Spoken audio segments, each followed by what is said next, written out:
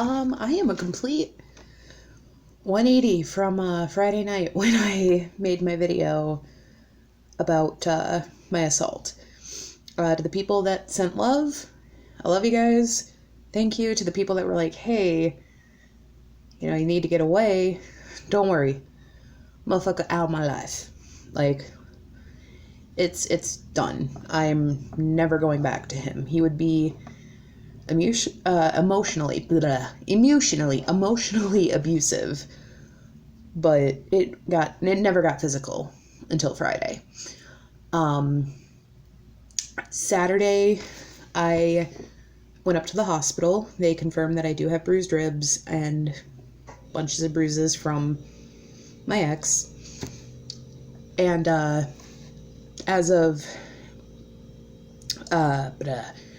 today, I have been speaking to a sergeant here in town who is going to be massively investigating this whole thing, because he even said nothing's adding up. And he looked at the body cams, because thank God for body cameras. But he looked at the body cams and he went, this should not have escalated this quickly. This should not have happened. So he's going to be talking to the officers about what happened, which I'm very grateful for. I need to give so many massive shout outs to people who have been there, even like emotionally. I really haven't had, anybody like physically here, but emotionally, y'all, like, to everybody out there who's been there and follows me on Twitter or Instagram or I'm friends with on Facebook, like, I love you guys. If it weren't for you guys, I would genuinely not be here. And I do have good news, because originally I was supposed to be out of the hotel today. The person that helped me with the hotel paid for Friday night and Saturday night. And so, like, 9:30 in the morning, I'm up, I'm making bunches of phone calls, and I get in contact. I got in contact first with the sergeant, and then I explained, look, I do not think that my ex is stable. He has weapons. This is now a domestic assault case.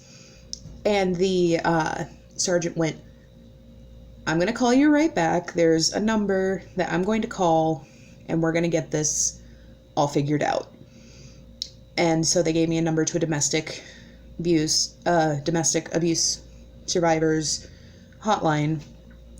And I called them, told them what was going on, and thankfully, because she had already spoken to the officer, they had already spoken to the hotel that I'm in, and they paid for another night. And tomorrow morning, I go down there, and I get to fill out some paperwork and hopefully get into something very quickly, because, as I said, there's genuine danger, which is, I shouldn't be smiling about, but, like, knowing that I'm now on the process of becoming safe is what makes me happy. Like, I don't know, it's because they're going to help me with orders of protection. They're going to help me with, getting into some kind of housing. And, oh yeah, by the way, I have an interview.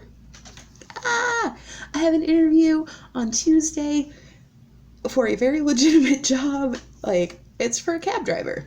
I'm well over 3 months without a seizure. I'm actually almost 4 months without one, which is great. And the only reason that I actually have an interview was because last night when I went up to the ER, I explained to him right away, like, I was assaulted by my ex. This is everything that happened.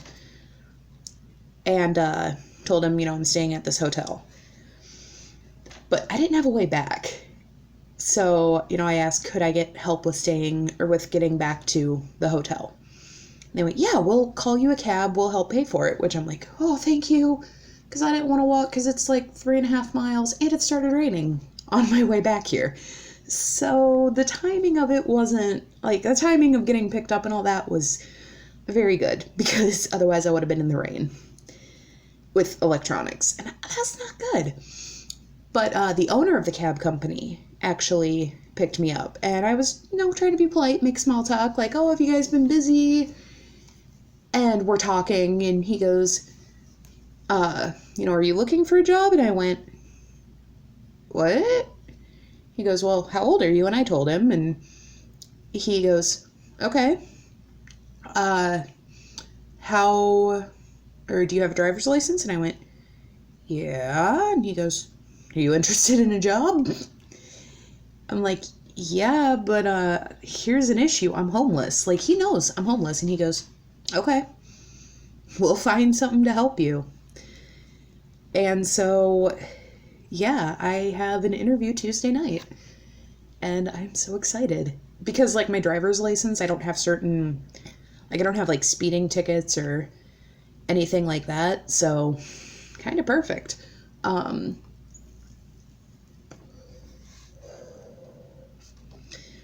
But yeah, it's so weird that because literally, like, this was at like 11 o'clock last night. So in less than 12 hours, literally, because checkout time, like at most hotels is 11 a.m.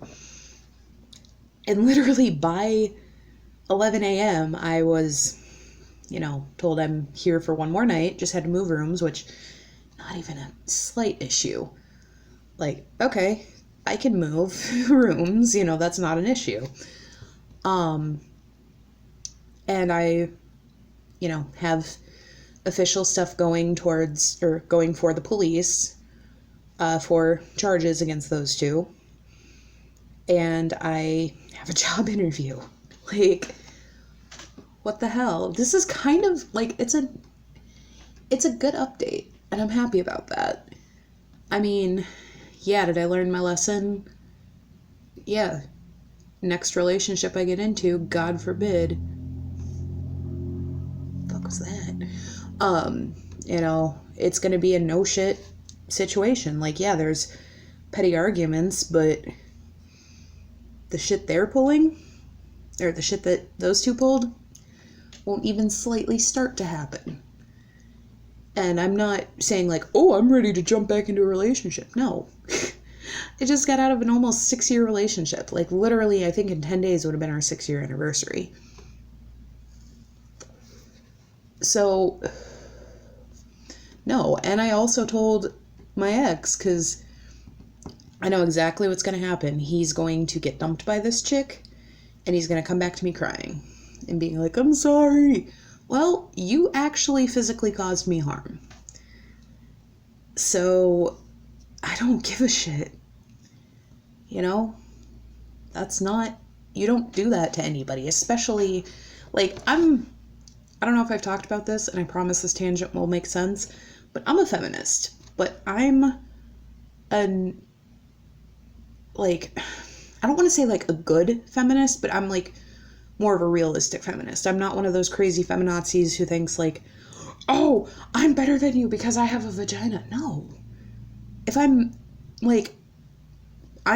better at running a board for a radio station than some people because I've worked in radio.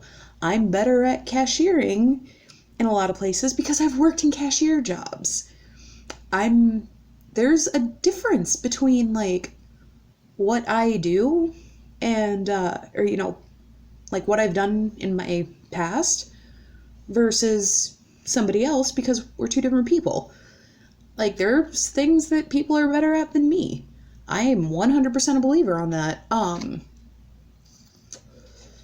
But the reason I bring up that I'm, like, kind of like a what I call, like, a real feminist is because even though, a guy should never hit a woman, I do believe that if the woman is attacking him, that he has a right to defend himself. And obviously, I ain't tiny. I'm a big woman. My ex is a very small man. So obviously, if I was attacking him, like, yeah, he would have every right to, use force to get me off of him. Like, that would have been understandable, but I was literally just sitting there. I mean, that's not something that you can do. And funny thing is, he actually did try to break my phone, which is what I'm recording on. But the second that he brought up, because the new meth head girlfriend was going, break her fucking phone. And this is all in front of the police, too, by the way. Like, this, and I went, you can't break my phone. And he goes, why the fuck can't I break your phone? And I went, because I bought it. I paid for it myself 6 months before we got on a family plan. And that made him stop and go, oh. Because then he realized it'd be destruction of property, which would have gotten him arrested. But karma's gonna get him. Karma's gonna get both of them. And I'm honestly, for the first time in a super fucking long time, I'm optimistic. So, yeah, I'm gonna upload this video, relax in a bed, wait to see if Mark does a live stream tonight. If he does, you'll catch me on the chat. Or if he did it, by the time you guys watch this video, hi to anybody who watched or who talked to me in the chat. And if he doesn't do an live stream, oh well, shit happens. So, I will talk to you guys soon. I'm hoping and praying, and send me good vibes. I ask of you, because I need them. So I will see you guys soon with an update.